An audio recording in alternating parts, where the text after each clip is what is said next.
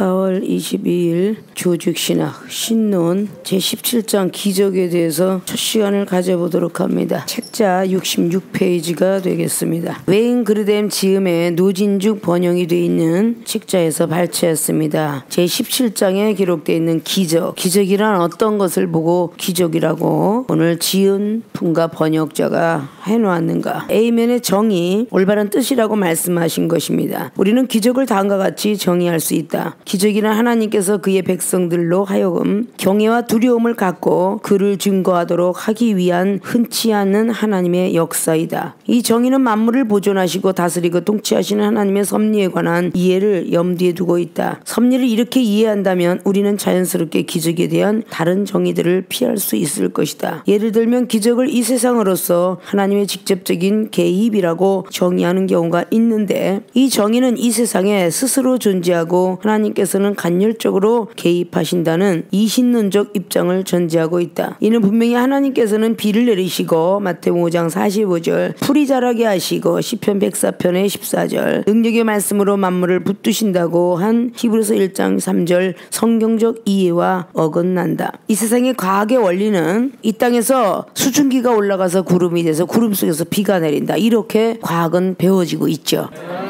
근데 이 기적이라는 뜻을 먼저 우리가 한번 살펴보고 들어가면 자연 법칙을 떠난 불가사의한 일들이라고 기적이라는 뜻을 묘사하고 있어요. 그럼 자연 법칙에서 있어야 될 일들을 있다면 그건 기적이라 할 수가 없다. 자연 법칙을 떠난 불가사의한 일, 그것을 만드시는 분이 하나님이시며 그런 걸 보고 기적이라 한다. 풀이 나오고 비가 오고 어떤 만물이 소생된다, 뭐 이런 것들은 자연의 섭리와 같기 때문에 이것은 기적이라고 말하기에는 가깝지가 않지 않냐라는 뜻과 같다는 것이죠. 그래서 우리는 함부로 기적이 하나님, 나는 기적을 만났다, 뭐 이렇게 때때로는 하나님의 사람들이 영안이 떠지고 귀가 열려지고 영감이 열려지고 이런 걸 통해서 불가사의한 일들을 역사하시는 하나님을 사람들이 할 수 있는 자연 법칙 속에서 역사하는 것도 많이 있습니다. 자연 법칙과 함께 플러스 기적의 하나님도 있죠. 왜냐, 이 자연은 하나님이 만들었기 때문에. 우리 이 모든 점들을 통해서 난해하게 느껴지는 것은 자연 법칙은 완전히 없고 오직 기적의 하나님만 따라가는 것이다 라고 한다면 율법주의자들과 진배 없다는 거죠. 정해진 바 율법에 있는 것만 우린 지켜야 된다. 믿음이라는 어떤 굴레는 넓고 높고 길고 큰데 그 안에서 채취하고 나오는 것은 잘못된 이상적인 형이다 라고 말하는 것 같다는 거죠. 하나님의 섭리는 자연 법칙에서도 일어날 수 있고 자연 법칙을 떠나 어떤 불가사의한 일도 할 수 있는데, 이 역사라는 뜻으로 오늘 많이 묘사하고 있어요. 그 역사는 고린도전서 12장에 나오는 역사 하나님이 많은데 성부 하나님, 의인의 강구는 야고보서 5장의 19절 이하로 엘리야의 강구. 근데 분명히 비가 없는데 하늘로서 비가 오게 달라는 게 비가 온 거예요. 비가 자연 법칙을 떠나서 불가사의한 일들은 햇빛이 쨍쨍 내린 째린 데서 내려오는 걸 보고 불가사의한 일이다. 구름이 꼭 끼어야만 비가 와야 되는데 해가 그냥 쨍쨍 떠 있어도 비가 오더라. 이거를 많은 조상들이 전해드린 우스갯소리로 만들어진 게, 왜 햇빛이 쨍쨍 비치는데 비가 와? 호랭이가 시집장가 가나봐, 이렇게 이야기하는 사람들이 참 많이 있죠. 어느 누구간가 만들어놨기 때문에 어린아이부터 배워오면서 호랑이가 시집갈 땐 저렇게 비가 온대, 쨍쨍한 하늘에, 뭐 이렇게 얘기하고, 갑자기 비가 오고 있는데 쨍쨍한 하늘에 무지개가 떠 있어야 되는데 비가 오는 하늘에 무지개도 떠 있더라. 뭐 이런 체험들도 참 많이 하죠. 자연 법칙과 함께 밀접한 관계를 가지신 분도 하나님이요, 자연 법칙을 떠나서 우리가 생각지 못한 불가사의한 일의 하나님도 하나님이요. 믿습니까? 다 인정해 드려야 되는 거야. 은사자들이 율법을 무시하는데 은사자들이 율법도 인정해야 되고, 율법자들이 은사를 무시하는데 율법자들이 은사도 인정해야 돼요. 뒤에 이어서 기적을 이 세상에서의 좀 더 직접적인 하나님의 개입이라고 정의하는 사람도 있다. 그러나 좀 더 적극적인 하나님의 사역을 말하는 것은 그의 일상적인 섭리의 역사는 덜 직접적이라는 말이 되므로 이것도 역시 하나님을 세상으로부터 은근히 격리시키는 이신론적인 생각이다. 하나님의 생각과는 틀리게끔 다른 생각을 하고 있다는 것이죠. 이 모든 걸 분리시키면 은근히 격리시켜버리는 것과 같다는 얘기죠. 하나님께서 원하시는 결과를 얻기 위해 수단을 사용하지 않고 이 세상에서 역사하심이라고 정의하는 경우도 있다. 그러나 수단 없이 이루어진 기적은 성경에도 거의 없다. 아무런 수단 없이 이루어지는 기적은 상상이 안 되기 때문이다. 목적이 달성되기 위해서 수단 방법을 쓰게 되는데 사람도 쓰게 되고 동물도 쓰게 됩니다. 민수기 22장을 보면 발람을 깨닫게 하기 위해서 자연 법칙을 딴 불가사한 일들이 일어나는데 나귀가 말을 합니다. 이거는 과학이 증명해 볼 수가 없어요. 짐승이 말을 한다. 이게 짐승이 말을 하고 있다는 거죠. 하나님은 부득불 짐승을 사용할 수밖에 없다는 것입니다. 예수님께서 저기 매어있는 나귀 새끼를 데리고 와라. 만약에 뭐라고 해서 주께서 쓰겠다 하라. 거기는 결국은 최면술이 들어갔다라고 할 정도로 홀렸다는 뜻입니다. 홀리 스피릿이 하나님의 영이 들어가서 이방인들은 최면술을 쓰고 데려왔지라고 말하겠지만 하나님의 사람들은 성령께서 역사해서 움직였도다 이러고 데려오겠죠. 어느 물건이 없이는 일을 할 수가 없어요. 마귀도 우리를 필요하고 하나님도 우리를 필요하는데 우리라는 인간이 빨리 없애버려야 하나님의 사역을 안 하기 때문에 마귀는 우리 육신을 쳐서 없애버리려고 하는 것이 마귀다. 하나님은 우리 육신을 끝까지 지켜주길 원하고 마귀는 육체를 통해서 자꾸 세상에 유혹과 지식과 과학과 의학과 이런 걸 자꾸 집어넣어서 자꾸 약하게 만들어 가려고 하는 것이 사탄이다. 그래서 마태복음 10장에 육신을 멸하고 능히 천국과 지옥을 들여보내지 못하는 사탄을 두려워하지 말고 하나님을 두려워하라 라고 성경은 기록하지요. 그러나 우리는 사탄이 두렵기 때문에 사탄이 원하는 쪽으로 많이 갑니다. 의학과 과학과 모든 걸 따라간다는 것이죠. 가령 사람을 고치실 때 병자의 몸의 육체적 특성이 치유의 일부로 분명히 사용된다. 자, 병자를 고치는데 사람이 있어야 고치잖아요. 사람이 없는데 고칠 수는 없잖아요. 예수님께서 오병의 기적을 행하실 때에는 물고기 2마리와 떡 5개를 사용하셨고 포도주로 만드실 때도 물을 사용하여 포도주를 만드셨다. 따라서 이 정의는 적합하지 않아 보인다. 그러니까 이 물질계를 통해서도 하나님은 역사할 수 있고 또 영계에서도 하나님이 역사할 수 있고 기적이라는 모든 것들은 불가사한 자연 법칙을 떠난 일도 있지만 자연 법칙 속에서 역사하는 일도 있다. 사람이 만든 곳에서 기적은 일어나는데 그 사람을 만드신 하나님의 역사를 우리는 의심하지 않고 따라가야 된다는 것이죠. 또 자연법칙의 예외 혹은 자연법칙에 역행하는 하나님의 역사라고 정의하기도 한다. 여러 사람들의 이야기는 정의적인 어떤 것을 말하고 있습니다. 그러나 대중적인 이해에 의하면 자연법칙이란 존재하는 것의 특정한 원유적 속성, 즉 하나님으로부터 독립적으로 작용하는 자연법칙을 전제하므로 하나님께서 기적을 행하기 위해서 이와 같은 법칙들을 깨뜨려야 한다는 말이 되기 때문에 이 정의도 섭리에 관한 성경적 가르침에 부합하지 않는다. 이 저자는 이렇게 말을 하고 있습니다. 앞에 독립적으로 작용하고 자연법칙을 전제함으로 하나님께서 기적을 행하기 위해서 이와 같은 법칙을 깨뜨려 버려야 된다는 말이 되기 때문에 정의도 섭리에 관한 성경적 가르침에 부합하지 않는다. 근데 깨뜨려 버려야 돼요. 깨지지 않으면 새 것이 나오지 않으니까. 율법이 깨져야만 믿음의 사람이 돼요. 오병의 기적이나 무에서 유를 창조하신 하나님 역사도 있지만 이 땅에 있는 모든의 물질계 그리고 생물계를 통해서 역사하는 것도 있다. 왜 꼭 뱀을 사용하여서 시험 테스트를 하고 따먹기까지 기다리셨다가 나무 뒤에 숨은 것을 보시고 그때 책망을 하셨는가? 마귀도 어디서나 어떤 물질계를 통해서도 역사할 수 있다는 것이고 하나님도 어디서나 역사할 수 있다는 것을 근거로 알고 있어야 된다는 거죠. 옛날에 도깨비불이라는 것이 빗자루 따라 쫓아다녔다 이런 이야기들 참 많이 있죠. 도깨비가 있고 귀신이 있다고 하면서 하나님은 없다라고 믿는 유교 사상. 그렇죠? 유교 사상은 조상은 있어요. 그리고 귀신은 있습니다. 하나님은 없다. 이렇게 정의를 내려요. 불교 쪽에서 믿는 건 그냥 천지신명이시요. 토속신앙은 그냥 정승물도의 조상님이시요. 조상님이 도와달라고 기도하는 것이지 조상을 만드신 하나님을 위해서 기도하진 않습니다.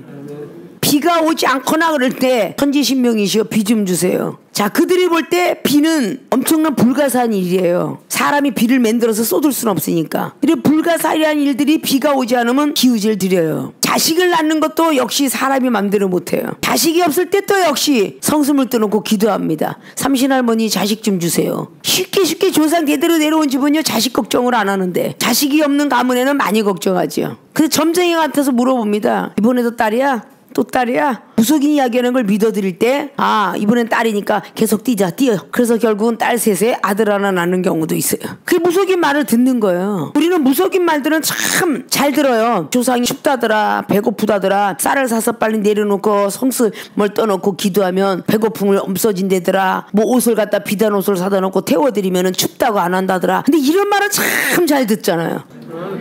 근데 하나님의 종이 하나님 말을 하면 안 들어요. 우리와 거리가 너무 멀기 때문이에요. 먼 나라에서 계신 분이 아니라 우리 옆에 계시는 분이죠.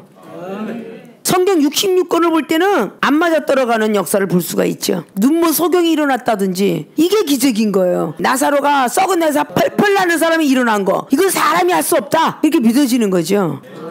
날 때부터 눈먼 소경이 어떻게 눈이 뜨냐, 이것도 할 수 없다. 38년 동안 들어가 있던 병자가 어떻게 일어나냐, 욕창도 없이. 이것도 과학적인 의학적인 원리는 있을 수 없다. 근데 우리 하나님은 그 육체를 들어서 기적을 베푸시고, 전혀 무죄한 경수가 없으면 사람에게는 자식을 못 낳게 되는데 늙었어도 엘리사벳에서도 수태시키고 사라에게도 수태시키고, 자 이렇게 없는 가운데서도 역사하시고 있는 가운데도 역사하시는 분이 하나님이시다. 하나님 믿는 사람들은요, 기적이 꼭 안 보이는 사람이 일어나는 게 아니라 항상 일어난다, 이렇게 믿어야 되겠죠. 밥을 먹으면서도 우연히 돌을 씹었어요. 이방인은 뭐라 그래요? 내 혓바닥은 아주 기술이 좋아서 머리카락에 돌이 들어가면 잘 골라내, 이런 사람이 있어요. 근데 하나님 믿는 사람은 어때요? 하나님 감사합니다, 내 목고정에 머리카락이 안 들어가고 돌이 안 들어가게 하셨군요. 말이 틀려지죠? 생선을 먹다가 가시가 탁 잇몸을 찌르고 가운데 속으로 파고 들어가는 게 아니라 꼭 사람이 손으로 잡을 만큼만 들어가 있어. 아프긴 하지만 얼마나 감사해. 목구멍에 가서 걸치면은 조상의 방법들은 야 김치를 통째로 삼켜라, 밥을 통째로 삼켜라 해도 안 되는데 이미 가시가 찌르고 상처를 주고 들어가서 걸린 것 같아. 병원에 가보니까 가시가 없더라. 그러한 부분 속에서도 기적이라 말할 수 있다. 기적을 믿어드릴 때는 그래요. 목에 가시가 이만한 고등어 가시가 걸렸는데, 주여 뭐든지 녹이시는 하나님 기도해라, 그냥 잠을 자면 이 뼈가 녹아지기를. 그렇게 해서 그걸 믿고 순종하고 기도했더니 고등어 가시가 녹아가지고 다음날 아침에 보니 없어졌더라. 이게 바로 믿음이 있는 교회에서 믿음이 있는 자신한테서 일어나는 거예요. 믿습니까? 아니 교회에서는 역사하는 힘이 많은데 여러분의 무용에게 보이지 않는 교회에서는 역사하는 힘이 한 개도 없어. 그 여러분들이 하나님을 모시고 사는 걸까? 유기의 성전에 가서는 기적이 일어난다고 믿으면서 내 무용의 교회에 있는 데서는 기적이 안 일어난다고 믿어. 성령이 거하는 전인데, 예수님께서 늘 계시는 전인데, 그게 이게 뭐가 안 맞아. 앞뒤가 자연법칙은 불가사한 일들은 이걸 다 믿어드려야 돼. 믿습니까? 자, 기적에 대한 또 다른 정의는 자연적인 원인들에 의해서는 설명이 불가능한 것이라는 것이다. 이 정의도 적합하지 않다. 그 이유는 첫째, 기적을 이루시는 하나님까지 포함시키지 않았고, 두 번째, 특이하고 놀라운 일을 할 때 하나님께서 자연적인 원인들을 사용하시지 않는다고 가정함으로써 하나님께서는 때때로 이 세상에 개입하신다고 가정했기 때문이고, 세 번째, 실제적인 기적들을 많이 축소시키고 의혹을 중대시켰기 때문인데, 이는 하나님께서 기도에 응답하시는 많은 경우에 기도한 사람이 경탄하기는 하지만 자연적인 원인으로 전혀 설명이 불가능한 것은 아니라는 사실에 기인한다. 특히 역사하시는 하나님의 손을 보기를 원치 않는 회의론자의 경우는 더욱 그렇다. 말씀들은 굉장히 어렵게 난감하게 기록해 놓은 것 같아요. 자, 여러분에게 이 종이 하늘에서 불이 여러분 각자의 머리 위에 떨어지고 있습니다 라고 이렇게 말하면 그게 믿어지는 게 믿음이야. 내가 안 봤기 때문에 저는 믿을 수가 없어요 라고 말하고 있죠. 불벼락이 떨어지면 이 종에만 떨어지나 여러분에게도 떨어져요. 비가 오면 어떤 한 사람에게만 있어요. 오비서도 들어가요. 습기도 촉촉히 들어가죠. 성령의 역사하심 바로 그렇게 믿어지는 거예요. 기적이 하나님을 믿을 때는 그렇게 믿어줘야 돼. 아, 나는 감기 몸살이 왔다. 뜨뜻하게 땀을 퍽 약을 먹고 내면 감기가 난다. 이건 이제 우리 조상들이 전해져 내려온 이야기들이죠. 나는 감기 몸살이 왔다. 차가운 아이스크림을 먹으면 나는 난다. 이렇게 믿어지면서 먹은 사람 있으면 손 들어보세요. 우리가 기적이 하나님을 믿으면서 어떻게 생각하느냐에 따라서 기적은 멀리 가기도 하고 나한테 가까이 오기도 합니다. 이 말씀 속에서 읽어 내려가는 모든 것들은 다 맞는 것도 있고 안 맞는 것도 있다. 왜? 우리 믿음에. 어떤 때는 이건 이럴 수가 없어. 과학의 섭리를 걷고 의학의 섭리를 거는 사람들이 성경을 대하다 보면 과학적인 원리가 많이 나오고 의학적인 원리가 많이 나와요. 그래서 그쪽으로 이끌고 가려고 하는 것이 굉장히 크지요. 다 나를 비워야만 하나님이 들어오실 수 있다는 겁니다. 난해해서 이해가 안 되는 것은 그냥 그렇게 믿고 가시면 됩니다. 따라서 위에 제시한 처음의 정의, 즉 이 세상에서 흔치 않는 방법을 통한 하나님의 역사라는 정의가 가장 바람직하고 섭리에 관한 성경적 교리와 일치하는 듯하다. 이 정의에 의하면 기적이란 상이한 종류의 하나님의 역사가 아니라 단지 덜 일반적인 방법으로서 하나님께서 자신을 증거하시는 방법에 사람들로 하여금 놀라움과 두려움과 경외함을 갖게 하기 위한 것이다. 기적에 대한 성경적인 용어는 종종 이와 같은 사람들의 놀라움과 경외심을 불러일으키기 위한 것이라는 사실을 지적해준다. 주로 다음의 세 가지 용어로 표현된다. 첫째, 특히 하나님의 활동과 능력을 가리키는 표적. 두 번째, 사람들로 하여금 놀라고 경탄하게 만드는 사건, 즉 기사. 물이 포도주가 된 걸 보고 표적이라고 기록을 해놨어요. 요한복음 2장을 통해서. 그리고 기사와 이적에 대한 건 사도행전들을 많이 기록하고 있고, 세 번째, 위대한 능력, 특히 하나님의 능력을 보여주는 행위인 기적 혹은 권능라는 세 가지 유형을 용어로 표현한다. 종종 표적과 기사는 기적을 나타내는 용어를 함께 사용되기도 하고, 출애굽기 7장 3절, 신명기 6장 22절, 이게 다 이제 모세가 쓴 글귀들이죠. 시편 135편의 9절, 사도행전 4장의 30절, 베드로 사도가 기도할 때 지진이 일어나면서 역사가 일어난 자리죠. 사도행전 5장의 12절, 로마서 15장의 18절 등 때로는 권능과 기사의 표적이라고 세 용어가 함께 사용된 적도 있다. 사도행전 2장 22절, 고린도후서 12장 12절, 히브리서 2장 4절, 이 말씀 속에 이렇게 표적과 기사에 대한 기적에 대한 것을 기록하고 있다는 내용입니다.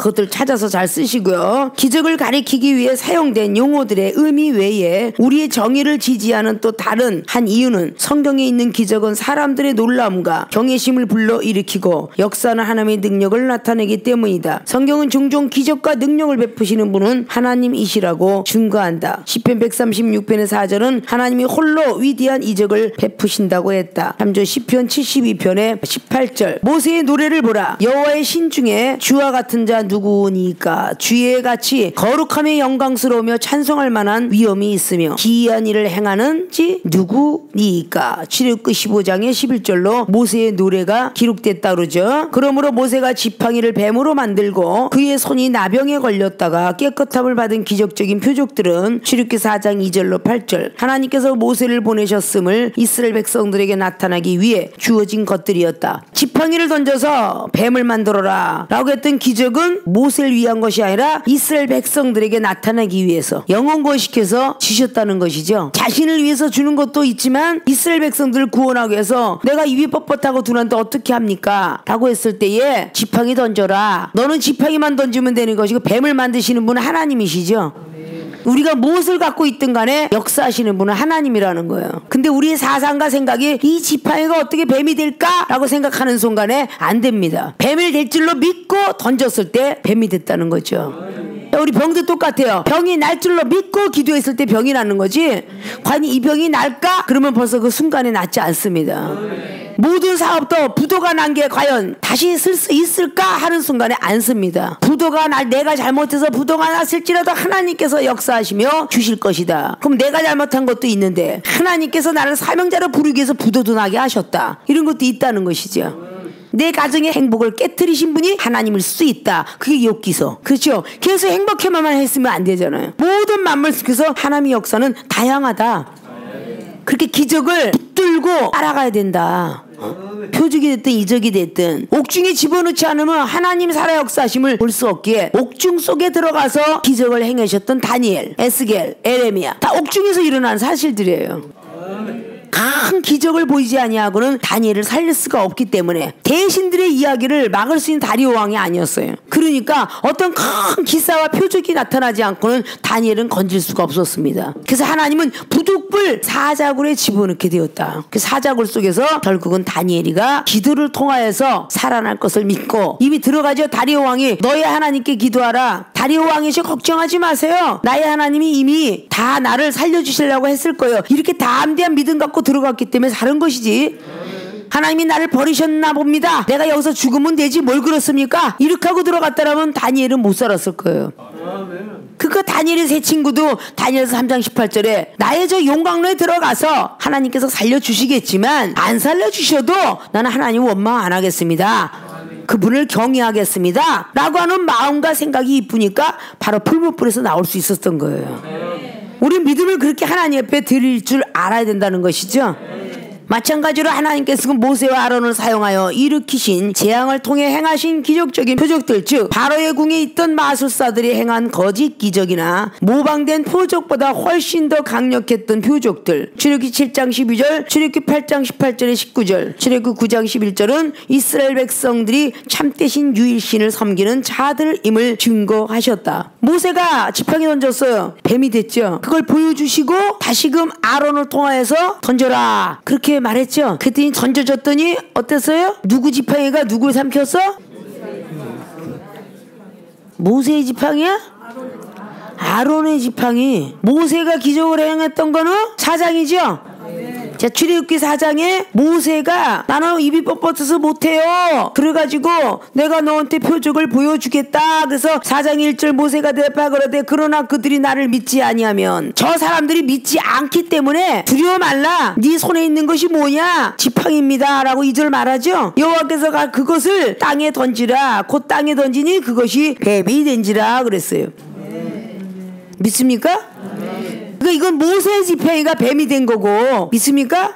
아론의 지팡이가 술객들의 지팡이를 삼켰다 그래. 어디에요? 자, 7장은 이제 80세 83세 하나님이 쓰시기로 작정한 나이죠. 이스라엘 백성들 위해서 네가 지팡이를 던진 뱀이 될 것이고 그리고 뭐 하수치고 쫙 얘기한 뒤에 이제는 모세는 하나님의 대언자, 아론은 모세의 대언자. 그렇죠?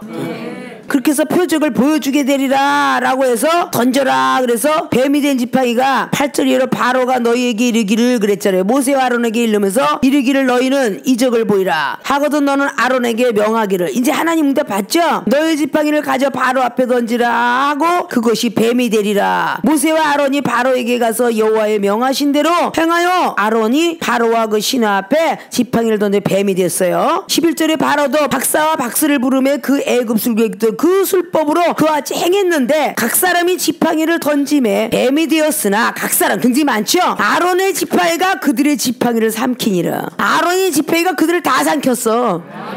술객들의 지팡이가 코브라일지라도 아론의 지팡이는 아나콘다야. 다 삼켜버렸어.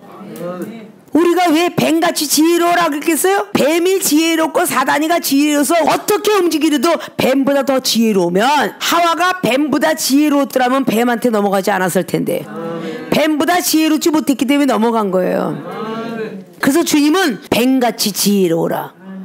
뱀보다 더 아니야. 뱀같이 지혜로우라. 왜? 뱀은 자기가 삼킬 것은 삼키되 삼키지 못할 거는 피해간다잖아요. 그러니까 하나님의 영을 받은 사람도 아무렇게나 자기보다 더 큰 영한테 담벼들어봤자 자기가 죽는 거야. 지혜롭게 피해가라 이런 뜻이죠. 믿습니까? 똑같은 말씀이라도 말씀의 칼로 말씀을 베는 경우가 있어요. 어느 말씀은 사탄을 쫓아내는데 어느 말씀은 못 쫓아내. 그 사도행전 19장이 스게와의 아들들이야. 제사장 스게와 아들들. 바울의 말씀은 악한 영을 대적하고 쫓아낼 수 있는데 스게와의 아들들은 제사장임에도 불구하고 못 쫓아내. 돈 주고 샀는지 어쩐지 모르더라 일어났잖아요. 능력이 없으면 귀신이 달라붙어 넥타이 잡고 늘어지면 쾌쾌거릴 수밖에. 그렇잖아요. 그러니까 아론이 지팡이에 삼킨 거는 하나님이 함께한 지팡이와 함께 안 한 지팡이 틀리다는 거죠. 아무리 세도 마귀는 그렇게 셀 수가 없다는 겁니다. 하나님 손 아니니까. 믿습니까? 하나님이 셉니다 이러고 보여줘야 되는데 여러분들은 마귀가 셉니다 이러고 맨날 시험에서 흔들려. 날마다 쓰러져. 하나님이 셉니다 믿음의 기도는 병든 다 났어요 날 줄 믿습니다. 그런데 자꾸 자꾸 하지 말라는 거. 미워하지 마라, 비판하지 마라, 판단하지 마라, 기도 많이 해라. 기도 안 해서 코감기가 걸렸고 그러면은 그걸 들어야 되는데, 자연법칙을 떠난 불가사의 하나님을 만나려고 안 하고 나는 자연법칙 속에 살겠노라, 이렇게 되는 거죠. 이적인 방법을 자꾸 쓰면 역사는 안 한다. 만일 기적이란 하나님께서 그의 백성들로 하여금 경외와 두려움을 갖고 그를 증거하도록 하기 위한 흔치 않는 하나님의 역사이다 라는 정의를 받아들인다는 우리는 어떤 것들을 기적으로 간주해야 하는가 하는 질문을 던져야 한다. 물론 예수님의 성육신과 부활을 역사상 가장 중요하고 중심이 되는 기적으로 간주하는 것이 옳다. 홍해를 가르고 여리고를 무너뜨린 출애굽의 사건들은 놀랄만한 기적들이다. 예수께서 병자들과 문둥병자를 고치시고 귀신을 쫓아내는 것들도 역시 분명한 기적들이다. 성경 속에 사복음 속에 많이 있죠. 하지만 기도에 대한 특이한 응답도 기적이라고 볼 수 있을까? 만일 사람들의 경탄과 경외심을 불러일으키고 하나님의 능력을 인식하도록 하기에 충분했다면 분명히 그러하다. 엘리야의 기도에 응답하여 하나님께서 하늘로부터 불을 보내신 것, 왕상 18장 24절, 왕상 18장 36, 38절, 과부의 아들을 살리신 것, 왕상 17장 21절, 비가 멈추고 또 비가 오기 시작한 것 등은 기적이었다. 왕상 17장 1절에 왕상 18장 41절 45절, 야고보서 5장 17절 18절, 신약에서 교회의 기도에 대한 응답으로 베드로가 옥에서 풀려난 것도 풀려없는 기적이었다. 사도행전 12장 5절 17절, 사도행전 28장의 8절, 보블리오의 아버지를 위한 바울의 기도도 주목하라. 사도행전 28장 8절에 보블리 추장의 아들 살아난 사도 바울 선생 이야기죠. 그러나 기적 중에는 이렇게 극적으로 행하지 않는 기적도 많았을 것이다. 왜냐하면 예수님께서는 각색병으로 앓는 사람들 수백 명을 고쳐주셨고, 누가복음 4장 40절, 바울 섬 가운데 다른 병든 사람들을 사도행전 28장 9절 고쳐주었기 때문이다. 한편 그리스도인들은 매일 기도의 응답을 보지만 기적에 대한 우리의 정의를 지나치게 확대 해석해서 기도의 응답을 다 기적이라고 말할 수는 없다. 자, 여기에서 다시 한번 이종이 여러분에게 말씀드리고 싶은 거는, 기도의 응답을 다 기적이라고 말할 수 없다. 이건 여기 있는 저자가 기록한 거예요. 우리가 알 거는 기도의 응답 다 하나님의 기적이라고 볼 수 있다 라고 정정합니다. 이종은. 왜냐? 기도 자체가 우리가 하는 게 아니기 때문에, 성령께서 한다라는 로마서 8장 24절 25절이 있기 때문에 기도의 응답은 빌기자 빌도자예요. 기도는 우리의 힘으로 할 수가 없어요. 성령의 도우심을 받아야 할 수가 있습니다. 마가복음 11장에 나와 있는 23절 말씀도 마찬가지죠. 기도하고 구한 것은 받은 줄로 믿으라라는 그 답의 정의죠. 바다에다가 집어 던지고 뽕나무가 심겨져라면 심겨질 것이다. 이것이 기도의 응답이죠. 누가복음 18장의 8절을 통해서 1절부터 8절까지 기도하고 낭망치 말아라. 반드시 때가 이르면 응답하리라. 기도는 반드시 하나님께서 응답하신다 라고 볼 수 있죠. 우리가 편안하고 안전하고 자유함을 얻었는데 기도할 사람은 없습니다. 문제가 있을 때 기도합니다. 우리는. 믿습니까? 문제가 있을 때 기도해요. 몸이 아플 때, 부도가 났을 때, 당장 내일 쌀이 떨어졌을 때, 모든 것들이 다 기도하잖아요. 열왕기하 3장에 여호람과 여호사밧 왕이 하나님을 몰라서 기도했까요? 하나님을 알았습니다. 열심히 기도했습니다. 여호사밧은 응답받았습니다. 엘리야 밑에서 일했던 엘리사가 있다는 것을 결국 부하들을 통해서 듣게 돼서 결국은 여호람과 여호사밧은 엘리사 선지자를 찾아가죠. 기도하라고 라고 말씀을 하죠. 근데 기도하는 방법론이 좀 틀렸던 거예요. 근데 엘리야는 말씀의 기도를 했어요. 그래서 엘리야는 사환을 통해서 야, 조각구름이 있나 봐라. 없어요 7번 가라. 말씀의 기도를 했던 것이고요. 엘리사는 믿음의 기도를 했던 거예요. 같은 기도가 아니고 그런 기도를 했던 거죠. 여호사밧 왕은 기도하는 왕이죠. 그는 기도하는 왕이었기 때문에 엘리사를 찾게 되었어요. 근데 여호람은 기도하지 않는 왕이에요. 그 때문에 날마다 불만을 많이 쏟아내요. 근데 믿음의 기도를 그냥 무릎 꿇고 성전에 가서 기도가 아니라, 엘리사는 믿음의 기도를 했다는 뜻은 뭐냐? 가야금을 갖고 와라 그랬어요. 네가 가야금을 타고 있을 때 나는 응답받으리라. 그래서 엘리사는 가야금을 타고 있을 때 응답을 받았는데 엉뚱한 응답 받았죠. 개천을 많이 파래더라. 하늘에서 비도 오지 않고 바람도 안 분대더라. 이게 믿음의 기도예요. 전혀 불가사의한 자연의 법칙의 역사. 이게 바로 믿음의 기도죠. 엘리야 선지자가 의인의 강구죠. 열왕기하 2장에 엘리야가 요단을 갈라냈던 그 기적, 그거 역시 마찬가지로 믿음으로 네가 시험을 통과하고 와라. 그리고 통과 오다 보니까 요단이 갈라지는 기적을 보게 되었어요. 죽어야 하나님 본다. 결국 엘리야가 선지자를 통해서 들었던 엘리사는 죽음의 길을 통하여서 하늘로 올라간 불병거를 보게 돼요. 내가 죽어야 영이 살아요. 엘리사 선지자가 열왕기하 2장의 19절로 성읍은 아름다운데 물이 좋지 못해서 열매를 못 딴다고? 마음을 깨끗이 해. 그릇을 비워라. 녹아져. 소금을 가져와라. 순종해라. 그걸 통해서 엘리사는 또 물 가운데 들어가 기도합니다. 기도했더니 결국은 하나님이 가르쳐줬어요. 여리고 성물은 하나님이 저주한 물이다. 저주를 풀지 아니하고는 절대 응답이 없다. 하나님께서 응답하지 아니하면 그 기도는 응답이 안 돼요. 믿습니까? 병든 자 놓고 기도하라 그러는데 야고보서 5장 15절에 기도의 응답 자체가 기침이 너무 많이 나서 하나님 아버지 기침 좀 떠나게 해주세요 막 그러는데 1분도 쉬지 않고 기침이 나는데 5분이 기침이 안 나오면 기적이라 말해야죠. 이종은 막 설교할 때 하나님 기침이 안 나오게 없어서 그리고 기도할 때 안 나오면 그게 기적인 거예요. 하나님 내가 기침하면 모든 사람이 방해가 돼요. 하나님 안 나오게 해주세요. 이래서 잠깐 더 멈추는 거 그거 기적인 거예요. 기도가 자기가 할 수 있어서 하가니요? 하나님이 하게 하셔야 기도를 해요. 대개로 신학교 학생들은 기도도 기적이다. 기도의 응답도 기적이다. 믿습니까? 여러분이 학문적인 모든 걸 통해서 겸손한 종들이 되면 거기서 좋은 거는 채취해서 하나님 앞에 여러분이 영광 돌리면 되시는 거야. 믿습니까? 우리는 머리부터 발끝까지가 우리 주님이 핏값으로 사주신 피조물이에요. 천사들 이야기도 마찬가지고 우리들 이야기도 마찬가지고 동물 하나하나 식물 하나하나가 하나님의 역사예요. 오늘은 풀이 마를 것이고 내일은 바로 흥할 것이다. 이것도 하나님의 역사인 거예요. 풀의 묘사라고 했죠. 풀은 시드나 말씀은 세세토로 영원할지로다. 모든 만물이 하나님께로부터 내려왔으니까 당연한 것이죠. 그러나 기도에 대한 응답이 너무 경탄할 만해서 관련된 사람들이 놀라움을 금치 못하고 특별한 방법으로 역사하신 하나님의 능력을 인식했다면 그것은 기적이라고 불리기에 합당하게 보인다. 큰 거에만 기대하고 있기 때문에 하나님을 안 찾습니다. 여러분들이 뽀드럭지 갖고 하나님 찾는 사람 거의 없죠. 왜? 너무 큰 하나님만 우리는 믿고 가야 되기 때문이죠. 우리의 머릿속에는 어떻게 입력되어 있나? 곪으면 짜면 돼. 그러나 이종의 기도의 응답은 곪지 않고 안 짜면 돼. 그래서 하나님 안 짜게 해주세요. 그러면 안 짜게 된 적도 너무 많아. 그러면 이 겉에 표면적으로 나타난 종기들은 곪으면 짜면 시원하게 없어지지만 내 오장육부에 난 종기들은 어떻게 할까? 이 종기는 수술해서 떼내야 돼. 종양이 생겼거들라 성령의 불로 소각시켜 주시고 태워주시고 없애주신다면 저는 하나님을 더더욱 열심히 믿겠나이다. 자꾸 정신면이 흐트러지면 안 돼. 그래서 옛날에 알면 병이요 모르면 약이다. 친구 따라 병원에 갔다가 일주일 만에 죽었던 이야기 많죠. 자기는 멀쩡한 줄 알았더니 너도 받아봐 너도 받아봐. 안 받았으면 오래 살 건데 받아보는 바람에 일주일 만에 보름 만에 한 달 만에 죽더라. 믿습니까? 나는 이 병하고 끝까지 이겨낼 거야. 믿음의 어떤 백혈구를 가지고 믿음으로 저가 들어와라 먹어버리고 믿음의 백혈구가 내면 되잖아.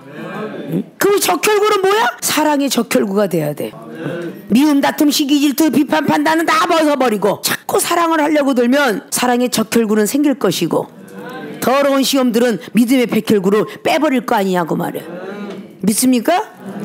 이종은 그렇게 살아왔어요. 그래서 몇십 년 동안 병원도 약도 의존하지 않고 먹으려는 맘만 먹어도 하나님이 꽉 주물르니까 하나님 감사합니다. 잠시 동안에 너무 고통스럽다 보니 생각했네요. 그래 그 고통스러운 거 참고 이겨내면 결국은 강해져서 우리 몸속에 기운이 차서 우리 몸속이 냉혈이 되기 때문에 암의 근원이 생긴다는 의학적인 원리. 뱃속이 뜨끈뜨끈하면 절대적으로 암에 생기지 않는답니다. 의학적인 원리예요. 그 성령의 불빛이 더 있냐고. 뜨겁게 부르짖고 외쳐서 땀을 펄펄 흘리면 노폐물 나가겠다. 뭐 불가마 갈 일 있어? 한 30년 동안 한정탕도 불가마도 모르는데 목욕탕을 가본 적이 없어. 그냥 가스 온수기 나오는 거 나이 30대나 60대가 많이 넘어갔어도 그대로 하는데 하나님이 지켜주는 거 아니야? 여러분 겨울에도 걸리지 않았던 감기가 지금 왔다면 빨리 퇴치해야 되겠지? 믿습니까? 그럼 우리가 기도의 불을 지펴서 다 뜨겁게 만들면 온 균이 다 사라질 거 아니야. 믿습니까? 자, 이는 우리의 정의와도 일관성이 있고 사람들의 놀람과 경외심을 불러일으킨 하나님의 역사가 기적이라고 불렀다는 성경적인 증거에도 부합하는 듯하다. 그러나 우리가 기적에 대해서 좁은 의미의 정의를 채택하든지 넓은 의미의 정의를 채택하든지 간에 하나님께서 일반적인 방법으로든지 특별한 방법으로든지 우리의 기도에 응답하신다면 이를 인식하고 하나님께 감사해야 하며 이를 무시하고 하나님께서 기도의 응답으로 행하신 일들을 자연적인 원인들에 의해서만 해석하려고 해서는 안 된다는 사실에 동의해야 한다. 기도의 응답으로 되어진 사건을 지나치게 과장하는 것도 피해야겠지만 하나님께서 하신 일로 인하여 하나님께 감사와 영광을 돌리는 일을 소홀히 하는 극단적인 오류도 피해야 한다. 똑똑하게 태어난 사람도 있어요. 그런데 하나님 믿고 성령의 역사하시면 더 똑똑해요. 근데 그 똑똑하다는 거 하나님께 영광 돌리지 않고 교만해가지고 누가 참 똑똑해. 나 어렸을 때부터 원래 공부를 A클래스 맞았대. 우리 부모님이. 이렇게 이야기하는 그런 것은 오만하고 거만한 것이에요. 늘 여기에 영어 교수를 했던 K 교수님이 그랬잖아요. 밥 잘 먹었니? 라는 영어 한마디 못했었는데 하나님이 은사를 줘서 하게 됐다 그 말이야. 그러니까 뭐든지 하나님께 영광을 돌릴 수 있는. 내가 아무리 똑똑할지라도 너는 워낙 나는 원래 학교 다닐 때 공부 잘했어요. 이 소리가 나갔다면 50%의 기적만 믿고 50%는 안 믿는 거야. 세계로 신학교 학생들은 나는 원래 똑똑했어요. 이런 말들을 해서는 안 되고 노래 잘했어요. 잘했을지라도 하나님께서 은사 능력 주셔서 잘합니다. 이게 바로 내가 죽고 육이 죽고 영이 살아 하나님께 영광 돌리는 일이야. 믿습니까? 워낙 재주가 있었나 봐요. 우리 부모가 어렸을 때부터 난 손재주가 있다고 하더니 그러면 누가 영광을 받아? 조상이 영광을 받죠. 하나님 안에서는 내가 죽고 영이 사는 거예요. 아무리 똑똑하고 말 잘했다는 소리 듣고 운병가라는 소리 듣고 내가 과거에 아무리 무슨 일을 했다 할지라도 하나님께 영광 돌리는 사람이 돼야 돼요. 여러분의 영어 교수를 있었던 지금은 하나님께서 불러서 가신 분, 그분은 영문학 교수였다 그러잖아요. 일반 장로교회 신학교뿐만 아니라 홍익대학, 조선대학 어느 학교든지 영문학 교수님이시에요. 그 영어를 그렇게 잘하는 줄 알았더니 미국 땅에 50대가 넘어서 뚝 떨어져 60대가 넘어서 떨어졌는데 학성기로 들려는 그 영어가 하나도 들리지 않았노라고. 이종이 태국에 가서 50개의 나라가 와서 영어라는 소리를 들었기 때문에 뉴질랜드 빠르고 파키스탄이나 어디 다 사투리가 섞여서 그 사투리의 모든 걸 다 해석해내고 하는 그분한테 정말 목사님께서는 영어 너무 잘하세요. 영문학 봐세요. 나는 이게 하나님이 주신 은사로 하는 것입니다. 영문학을 나온 분인데도 학교의 교수님인데도 불구하고 나는 하나님이 주셔서 하는 것입니다. 아멘. 나는 한 번도 당신이 잘났다는 소리를 들어본 적이 없어요. 아멘. 믿습니까? 내가 아무리 똑똑하다 할지라도 하나님께 영광 돌릴 수 있는 사람들이 될 줄 알아야 돼요. 아멘. 믿습니까? 아멘. 운동을 잘하는데 원래가 잘했다는 둥 이래서는 아니 된다는 것이죠. 이중이 맨날 그러잖아요. 달리기는 원래 꼴찌였으니까 원래 운동에는 아직 빵점이었으니까 하질 못해야 돼. 그러나 하나님 이 영혼들이 나랑 같이 있으면 즐거워할 것 같아서 남자 청년들 20대 10대하고 놀다 보니까 족구도 하게 되고 나는 못하는데 선사가 와서 딱 내 발을 같이 쳐줘갖고 족구도 하고 스파링도 하고 골키퍼도 하고 그런다 그 말이에요.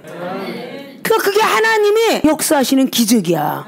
근데 많은 사람들이 내가 원래 골키퍼 잘했어, 내가 원래 테니스 잘했어, 탁구 잘했어 이러면 안 돼. 아멘. 내가 워낙 운동이 발달됐어 이러면 하나님 영광을 하나도 안 받으신다고. 아멘. 내가 조금은 했지만 하나님께서 나를 붙들어 쓰시니까 오늘은 더 잘 되네 이렇게 영광 돌릴 수 있어야 돼. 아멘. 믿습니까? 아멘. 그래야 하나님의 기적을 계속 만나볼 수가 있어요. 아멘. 믿습니까? 하나님께 영광 돌리는 말들이 돼야 되는데 어젠 기침 많이 하더니 기도했더니 하나님이 응답하셨나봐 이렇게 말해야 되는데 좀 실컷 자고 났더니 피곤이 풀러져갖고 떠나간 것 같아 이렇게 말을 아주 재수없게 우연일까 생각하지 말고 매사에 기도했더니 응답 주시고 기적이 하나님 만났다 이렇게 하라는 이야기입니다. 있습니까? 다음 시간엔 B면의 새 언약 시대의 특징으로서의 기적이라는 B번을 가지고 공부해 보도록 하겠습니다.